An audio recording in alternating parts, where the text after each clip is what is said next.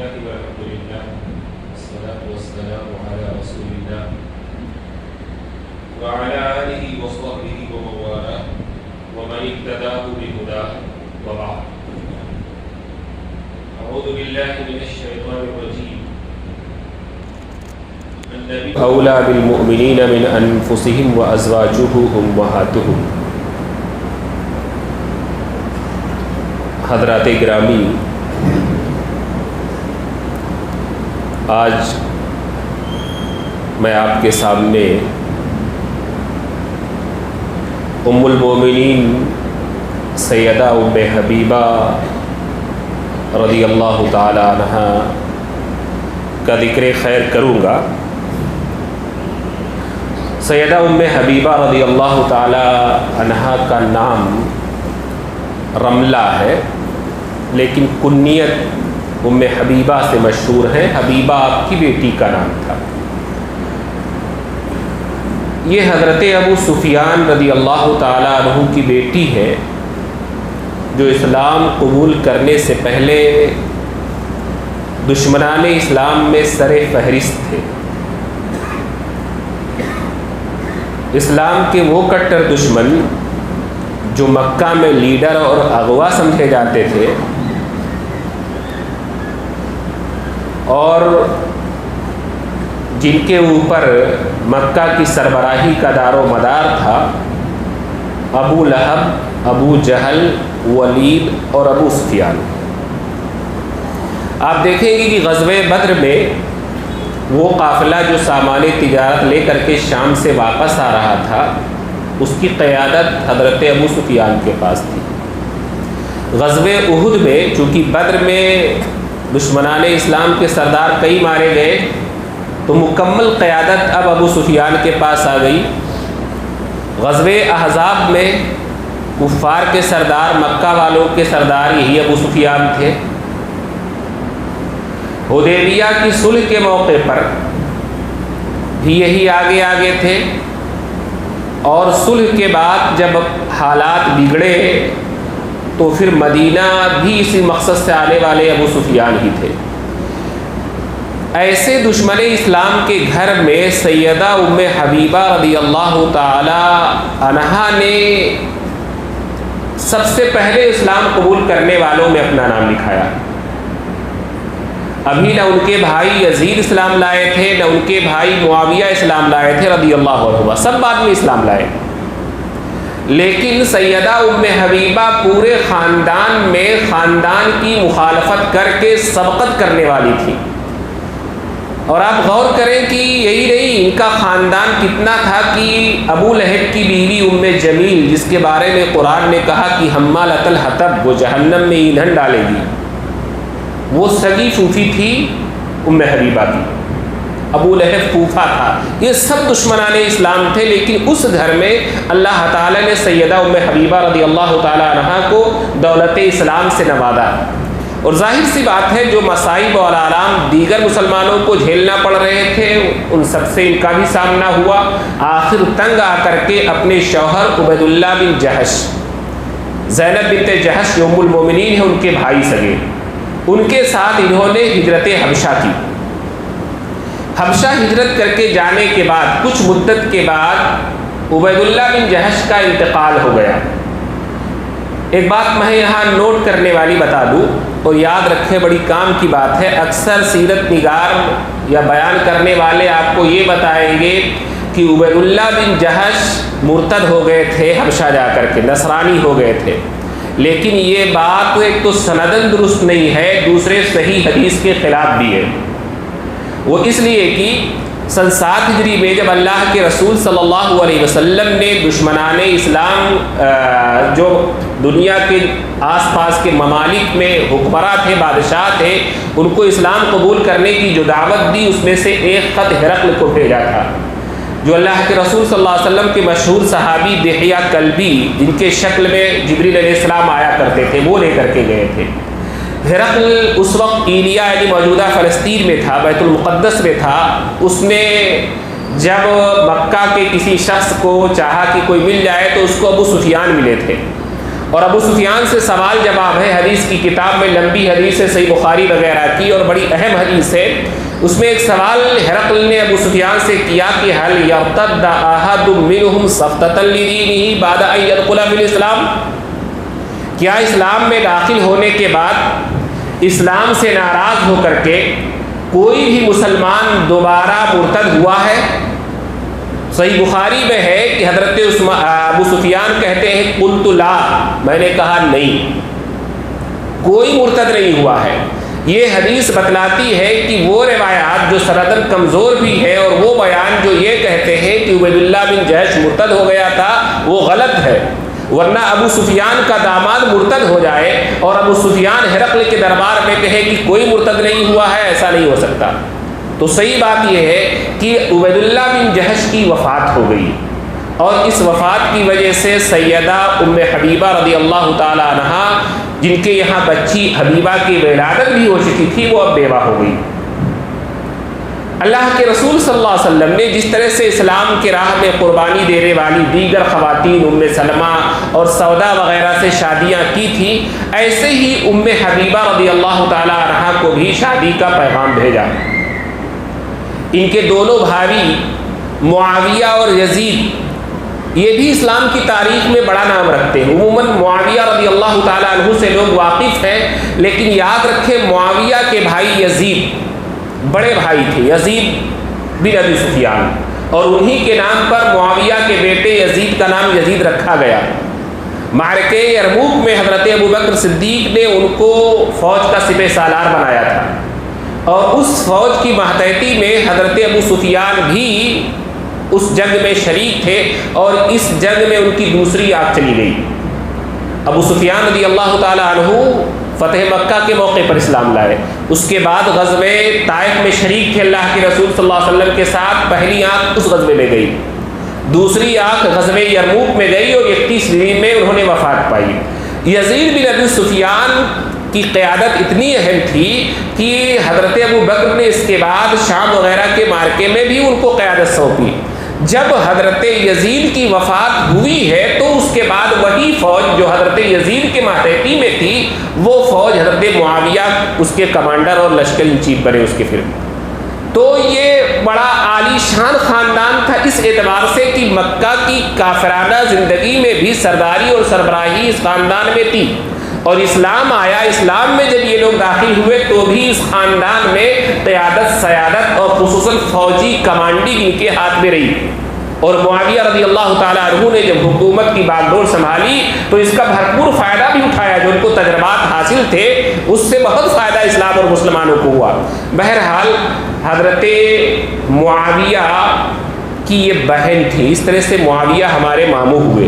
اگر ام المومنین سیدہ ام حبیبہ ہماری ماں ہے تو معاویہ ہمارے ماموں ہوئے۔ البتہ حضرت ابو سفیان کی کئی بیویاں تھیں۔ معاویہ اور یزید ان دونوں کی ماں ہے ہند، جبکہ حضرت ام حبیبہ کی ماں کا نام ہے صفیہ بنت ابو العاص۔ البتہ ہند کے تعلق سے بھی ایک بہت بات مشہور ہے کہ جب سیدنا حمزہ رضی اللہ تعالیٰ عنہ کی شہادت کا واقعہ پیش آیا تو ان کا کلیجہ جو ہے نکال کر کے ہند نے چبایا۔ یاد رکھ لیں، نوٹ کر لیں، نہایت ہی جھوٹی بات ہے، بالکل جھوٹی بات ہے، جھوٹی روایت ہے، گڑھا ہوا قصہ ہے، اس کی کوئی حقیقت نہیں ہے کہ ہند نے سیدنا حمزہ رضی اللہ تعالیٰ عنہ کا کلیجہ چبایا ہو۔ اور ہند بھی بعد میں مسلمان ہوئی، ہند بھی بعد میں مسلمان ہوئی، ابو سفیان بھی، معاویہ بھی، یزید بھی، یہ پورا خاندان آخر میں جا کر کے مسلمان ہوا، اور اسلام کی بڑی خدمت اس خاندان نے کی۔ اللہ کے رسول صلی اللہ علیہ وسلم کو جب یہ اطلاع ملی کہ ام حبیبہ اس وقت بیوہ ہے، بچی بھی ہے، تو پھر ان کو سہارے کی ضرورت ہے۔ اللہ کے رسول صلی اللہ علیہ وسلم نے سن 6 ہجری میں اپنی جانب سے عمرو بن امیہ الزمری رضی اللہ تعالی عنہ کو ایک خط دے کر کے اور شادی کا اہتمام کرنے کی ذمہ داری دے کر کے حبشہ نجاشی کے پاس بھیجا، اور نجاشی کو وکیل بنایا کہ میری جانب سے وہ وکیل ہیں اور وہ ام حبیبہ سے شادی کے لیے بات کریں۔ شاہ نجاشی جو اسلام لا چکے تھے شاہ حبشہ نجاشی، انہوں نے ام حبیبہ رضی اللہ تعالی عنہا کے پاس اپنی کنیز کو بھیج کر کے اللہ کے رسول صلی اللہ علیہ وسلم کا پیغام پہنچایا۔ ام حبیبہ راضی ہو گئی، انہوں نے اپنی طرف سے خالد بن سعید بن العاص رضی اللہ عنہ، جو خاندانی اعتبار سے سب سے قریب تھے اور حبشہ میں موجود تھے، ان کو اپنا وکیل بنایا، اور پھر نجاشی کے دربار میں یہ شادی ہوئی، جس میں مہاجرین جو اس وقت حبشہ میں تھے جیسے حضرت جعفر طیار رضی اللہ عنہ وغیرہ، یہ لوگ اس شادی میں شریک تھے۔ نجاشی نے جو مہر دی، آپ غور کریں کہ وہ 4000 دینار تھے، 4000 دینار۔ اللہ کے رسول صلی اللہ علیہ وسلم نے اپنی تمام بیویوں کو 500 درہم دیے، چاندی کے 500 سکے سب بیویوں کو، اور یہ 500 سکے بھی کم نہیں تھے۔ آپ اندازہ لگائیں کہ 500 سکے کتنے ہوں گے؟ 200 چاندی کے سکے اس وقت 85 گرام سونے کے برابر ہوتے تھے۔ 500 سکے تقریباً 200 گرام سونا ہو گیا۔ اللہ کے رسول صلی اللہ علیہ وسلم کی تمام بیویوں کی اتنی مہر تھی۔ چونکہ ان کی مہر ایک بادشاہ نے دی تو اس نے اپنی حیثیت سے دی۔ اس نے کیا کیا؟ اس نے 4000 چاندی کے سکے دیے، تقریباً یہ 2.25 کلو سونا ہوتا ہے۔ اب غور کریں کہ مہر کا معیار اصل میں انسان کی اپنی حیثیت کے اعتبار سے ہونا چاہیے۔ ہمارے یہاں ہوتا کیا ہے کہ انسان شادیوں میں بہت خرچ کرتا ہے، کھانے پہ لاکھوں خرچ کر دے گا، لیکن مہر اس کی کیا ہوگی؟ 10,551 روپیہ، 10,500۔ اللہ کے رسول صلی اللہ علیہ وسلم کے نکاح میں ولیمہ کیا ہوا کہ کبھی روٹی مل گئی، کبھی روٹی اور میٹھا مل گیا، کبھی جو ہے سرید بنا دی گئی، اور بہت مہنگا ولیمہ ہوا تو 1 بکری، لیکن مہر کتنی دی؟ 200 گرام سونا کے برابر، اتنی قیمت۔ تو مالیت ہونی چاہیے۔ مہر عورت کی عصمت کو حلال کرنے کا عوض ہوتا ہے، مرد کے اوپر واجب ہے۔ اس تعلق سے تو ہم جب آتی ہے مہر کی بات تو مہر فاطمی کا نام لے کر کے لوگوں کو بیوقوف بناتے ہیں۔ ارے کبھی مہر رسول بھی یاد کر لیا کرو کہ اللہ کے رسول صلی اللہ علیہ وسلم نے اپنی بیویوں کی کتنی مہر دی ہے، اور اپنی حیثیت کو دیکھ کر کے مہر دینا چاہیے، ایک چیز۔ دوسری چیز، اس شادی سے یہ بھی معلوم ہوئی کہ شادی کے وقت دولہا اور دلہن کا ایک مجلس میں موجود رہنا بھی ضروری نہیں ہے۔ اللہ کے رسول مدینہ میں ہے اور حضرت ام حبیبہ حبشہ میں ہے، ملک دوسرا ہے۔ ہاں، وکیل کا ہونا ضروری ہے، خواہ لڑکی ہو لڑکا نہ ہو، یا لڑکا موجود ہو لڑکی موجود نہ ہو، وکیل کا ہونا ضروری ہے، جو اس بات کی اجازت دے لڑکی کی طرف سے کہ اس نے اجازت دی ہے، یا لڑکے کی طرف سے کہ لڑکے نے مجھ کو اس کام کے لیے بھیجا ہے۔ تو دونوں طرف سے وکیل کا ہونا ضروری ہے۔ شادی میں ان دونوں کا موجود ہونا ضروری نہیں ہے، ویسے بھی شادی ہو جائے گی۔ بہرحال اللہ کے رسول صلی اللہ علیہ وسلم سے شادی ہوئی۔ نجاشی نے شرحبیل حسنہ رضی اللہ تعالیٰ عنہ کے ساتھ حضرت ام حبیبہ رضی اللہ تعالیٰ عنہ کو سن 7 ہجری میں مدینہ بھیج دیا۔ اللہ کے رسول صلی اللہ علیہ وسلم کی پہلے سے جو ازواج جات موجود تھی، جو بیویاں، ان کے ساتھ یہ بھی رہنے سے لگی۔ اللہ کے رسول صلی اللہ علیہ وسلم سے جو بھی احادیث کو سنتی، اس کو یاد رکھتی اور اس پر عمل کرتی، عمل کا جذبہ ان کے اندر بہت تھا۔ کسی چیز کو سننا، یاد رکھنا اور عمل کرنا، یہ جذبہ جو ہے سیدہ ام حبیبہ کی زندگی میں بہت زیادہ تھا۔ چنانچہ صحیح بخاری اور صحیح مسلم دونوں کی روایت ہے، اللہ کے رسول صلی اللہ علیہ وسلم کی پرورودہ ربیبہ زینب بنت ابو سلمہ بیان کرتی ہے کہ دخلت علی ام حبیبہ زوج النبی صلی اللہ علیہ وسلم حین توفی ابوہا سفیان بن حرب، کہ میں اللہ کے رسول صلی اللہ علیہ وسلم کی بیوی ام حبیبہ کے پاس تشریف لے گئی ملاقات کرنے کے لیے۔ ان کے والد ابو سفیان بن حرب کی وفات کے بعد 3 دن جب گزر گئے تو میں ملاقات کرنے کے لیے ان کے پاس پہنچی۔ کہتی ہے کہ اس موقع پر حضرت ام حبیبہ رضی اللہ تعالی عنہا نے دعت بطیب فیہ صفرۃ خلوق او غیرہ، انہوں نے خوشبو منگائی جس میں زردی شامل تھی۔ خلوق زعفرانی کلر کی یہ خوشبو، اصل میں اس خوشبو سے 2 کام ہوتے تھے، ایک مہک اور دوسرے کلر، دونوں چیزیں۔ خوشبو تھی وہ، اور وہ کریم بھی تھی جسم پہ ملنے کے لیے، زرد رنگ بھی تھا۔ حضرت ام حبیبہ نے اس کو منگایا، پھر اس کو لے کر کے ایک بچی کے پہلے بدن پر لگایا، تاکہ جو لگی ہے کریم وہ ہلکی ہو جائے، اور پھر اپنے دونوں گالوں پر لگایا اور کہا کہ اللہ کی قسم مجھے خوشبو کی حاجت نہیں ہے، لیکن میں نے اللہ کے رسول صلی اللہ علیہ وسلم کو خطبہ دیتے ہوئے سنا کہ لا يحل لامرأة تؤمن بالله واليوم الآخر ان تحد على میت فوق 3 لیال الا على زوج 4 اشہر وعشرا، کہ آپ نے دوران خطبہ فرمایا کہ کسی بھی عورت کے لیے جو اللہ پر آخرت کے دن پر ایمان رکھتی ہو یہ حلال ہی نہیں ہے کہ مرنے والے پر 3 دن سے زیادہ سوگ منائے سوائے اپنے شوہر کے۔ تو میرے والد کا انتقال ہوا ہے، 3 دن کے بعد میں نے اس لیے خوشبو اور کریم لگا لی ہے تاکہ یہ نہ ہو کہ میں سوگ میں ہوں، میرا سوگ کا وقت ختم ہو گیا، مجھے اس کی حاجت نہیں ہے۔ یہ اس قدر سے سنت کے اتباع کا شوق تھا۔ صحیح مسلم کی روایت ہے کہ راوی ہے حضرت نعمان بن سالم رحمہ اللہ، وہ بیان کرتے ہیں کہ مجھ سے حدیث بیان کی عمرو بن عوس نے، وہ کہتے ہیں کہ میرے استاد انبسہ بن ابو سفیان نے مرض الموت میں ایک ایسی حدیث مجھ سے بیان کی جو بڑی خوش کن ہے، بڑی خوش کر دینے والی ہے۔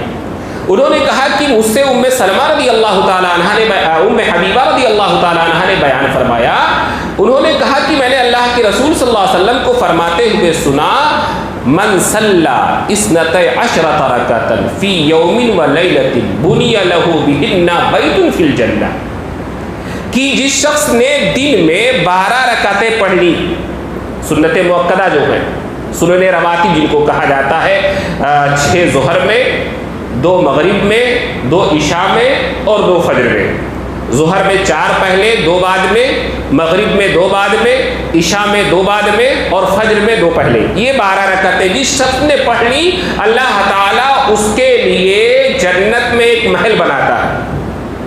اس کے بعد کہتی ہیں فما ترکتہن منذ سمعتہن، جب سے میں نے اللہ کے رسول کا یہ فرمان سنا ہے میں نے اپنی زندگی میں کبھی وہ 12 رکعت نہیں چھوڑی۔ ہم اپنے بارے میں غور کریں، میں آپ کی بات نہیں کرتا، اپنے بارے میں میں سوچوں، کیا میں نے جب سے یہ حدیث پڑھی ہے، سنی اور سنائی ہے، میں نے نہیں چھوڑا کبھی؟ آپ نے یہ حدیث سنی ہے، آپ ہمیشہ پابندی کرتے ہیں۔ حضرت ام حبیبہ کہتی ہے کہ جب سے میں نے سنا ہے میں نے آج تک وہ 12 رکعتیں کبھی نہیں چھوڑی ہے، اس قدر سنت کی پابندی۔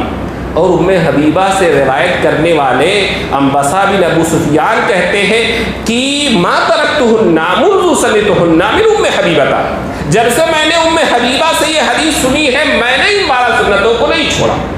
ان کے شاگرد عمرو بن عوس کہتے ہیں کہ میں نے جب سے اپنے استاد انبسہ سے سنا ہے میں نے ان 12 رکعتوں کو نہیں چھوڑا۔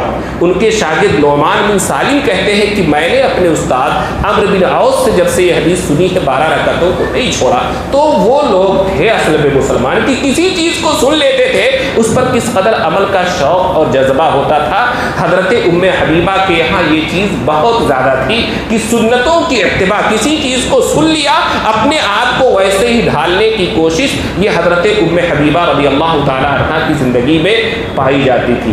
اللہ تعالیٰ کا بڑا ڈر اور بڑا خوف تھا۔ اپنی وفات سے پہلے مرض الموت میں حضرت ام حبیبہ نے سیدہ عائشہ صدیقہ رضی اللہ تعالیٰ عنہ کو بلایا اور کہا کہ عائشہ ہم سوکنے تھیں اور سوکنوں میں کبھی کبھار کچھ ناچاقی اور تلخی ہو جاتی ہے، میری طرف سے اگر تم کو کبھی کوئی تکلیف پہنچی ہو تو اللہ کے واسطے مجھے معاف کر دو، کوئی بھی تکلیف پہنچی ہو تو اللہ کے واسطے مجھے معاف کر دو۔ حضرت عائشہ نے کہا کہ میں دل کی گہرائی سے آپ کو معاف کرتی ہوں اور آپ سے بھی درخواست ہے کہ آپ ہماری غلطیوں کو بھی معاف کر دیں۔ ایسے ہی ام سلمہ رضی اللہ تعالیٰ عنہ کو اس کے بعد بلایا اور ان سے بھی معافی مانگی۔ اس طرح سے معاملہ تھا، بہت زیادہ کوئی ایسی لڑائیاں نہیں ہوتی تھیں، لیکن مرنے کا خوف، آخرت کی زندگی میں جواب دہی کا خوف، ایک دوسرے کے حقوق کی ادائیگی کی، کہیں میری ذات سے میری بہن کو کوئی تکلیف نہ پہنچی ہو۔ ہم لوگ کتنے لوگوں کو ایذائیں پہنچاتے ہیں، کتنی تکلیفیں پہنچاتے ہیں، کتنوں کا مال ہڑپ کر لیتے ہیں، کتنوں پر ظلم زیادتی کرتے ہیں۔ ہم کو بھی مرنا ہے، کبھی ہم نے سوچا یا ہم میں سے کوئی یہ جانتا ہے کہ اس نے بلا کر کے کسی سے معافی مانگی ہو کہ ہم نے آپ سے یہ زیادتی کی ہے، معاف کر کر دو. ہر شخص کو ایسا ہونا چاہیے کہ مرنے سے پہلے اپنے اعمال کا یہیں پر محاسبہ کر کے اور یہیں پر سب کچھ معاف کرا کر کے تب جائے اللہ تعالیٰ، ورنہ حقوق العباد کو معاف کرنے والا نہیں ہے. بندوں کے حقوق اگر اس نے مارے اور غصب کیے ہیں تو اس کا حساب و کتاب یہی اس کو برابر کر کے جانا چاہیے. حضرت ام حبیبہ رضی اللہ تعالیٰ عنہ نے 44 ہجری میں حضرت معاویہ بن ابی سفیان رضی اللہ تعالیٰ عنہ کے دور خلافت میں مدینہ میں وفات پائی، اور ان کی نماز جنازہ مروان بن حکم جو اس وقت مدینہ کے گورنر تھے انہوں نے پڑھائی. احادیث کی روایات کے سلسلے میں حضرت ام حبیبہ رضی اللہ تعالیٰ عنہ سے کل 65 حدیثیں مروی ہے جو بہت سارے اہم مسائل پر ہے اور عموماً سنت کے اتباع کے تعلق سے ہے. اللہ تعالیٰ ہم سب کو ان صحابہ اور صحابیات کی سیرتوں سے سبق لے کر کے سنت کی پابندی کرنے کی توفیق عطا فرمائے. سبحانک اللہم و بحمدک اشہد ان لا الہ الا انت استغفرک و اتوب الیک.